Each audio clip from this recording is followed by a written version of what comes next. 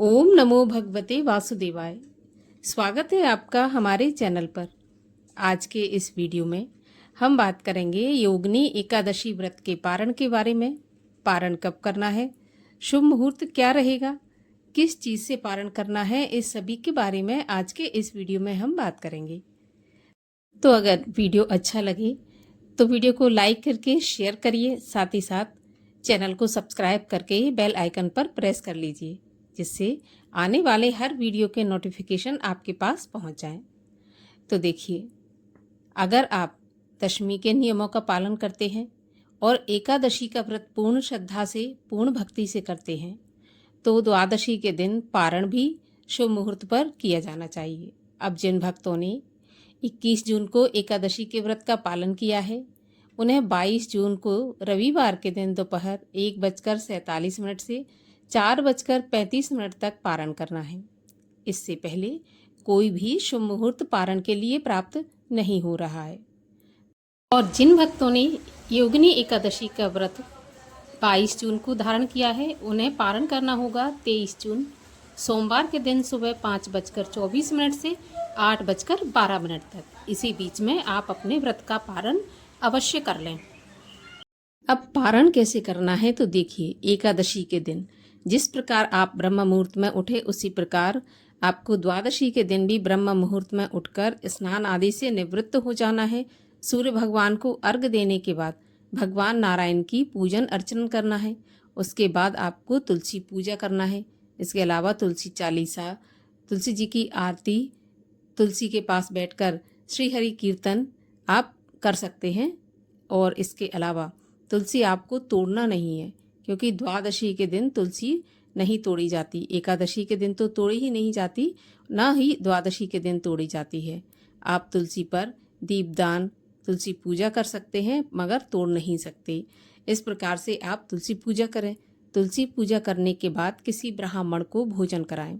अब अगर ब्राह्मण को भोजन नहीं करा सकते किसी भी कारण की वजह से, तो आप क्या करें कि ब्राह्मण के, जो एक ब्राह्मण है, उसके भोजन की कच्ची सामग्री, जिसको कि सीधा बोलते हैं, वो आप निकाल कर अलग कर दें और किसी ब्राह्मण को या किसी मंदिर में दान करवा दें।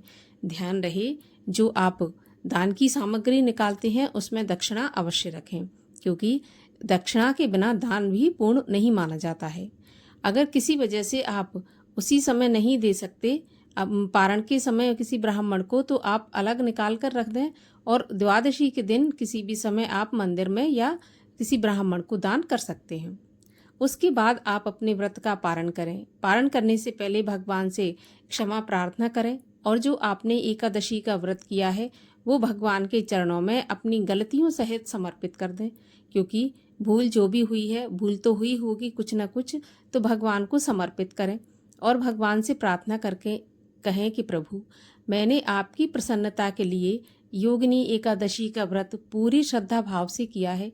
जो भी भूल हुई हो भगवान, आप अपने मेरी भूलों को सहित आप इस व्रत को अंगीकृत करें। इस प्रकार आप तुलसी दल से, जल से, गंगा जल से या फिर शुद्ध सात्विक जल से आप अपने व्रत का पारण करें। अब द्वादशी के दिन चावल खाना अनिवार्य माना गया है, तो आप अगर चावल बनाकर या पकाकर नहीं खा सकते, तो आप एक कच्चा चावल का दाना अपने मुख में रखें और इससे आप अपने व्रत का पारण करें।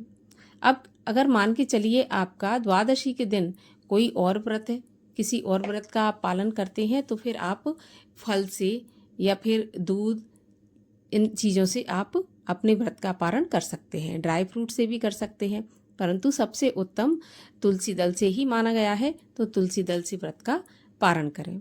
इस प्रकार एकादशी के व्रत का पारण किया जाता है, तभी ये व्रत पूर्ण माना जाता है। नहीं तो जो मुहूर्त पे पारण नहीं किया जाता, तो दशमी के और एकादशी जो 2 दिन आपने नियम पालन किए हैं ना, वो भी आपके व्यर्थ चले जाएंगे। तो इसलिए पारण के समय का विशेष ध्यान रखें। जो समय बताया जाता है उसी समय पर आपको पारण करना है। देखिए, एकादशी का ही एक ऐसा व्रत है जिसमें पारण मुहूर्त पे किया जाता है। कोई भी व्रत ऐसा नहीं है जिसमें पारण के लिए मुहूर्त बताया जाता हो। तो एकादशी में मुहूर्त पर ही पारण करना चाहिए, तभी ये व्रत भगवान स्वीकार करते हैं। तो आशा करती हूँ एकादशी व्रत के पारण से संबंधित ये जानकारी आपके लिए उपयोगी होगी। अगर आपके लिए उपयोगी हो तो चैनल को सब्सक्राइब करके बेल आइकन पर ज़रूर क्लिक कर दीजिए और अगर आज की ये वीडियो अच्छी लगे तो एक लाइक करके शेयर भी कर दीजिए।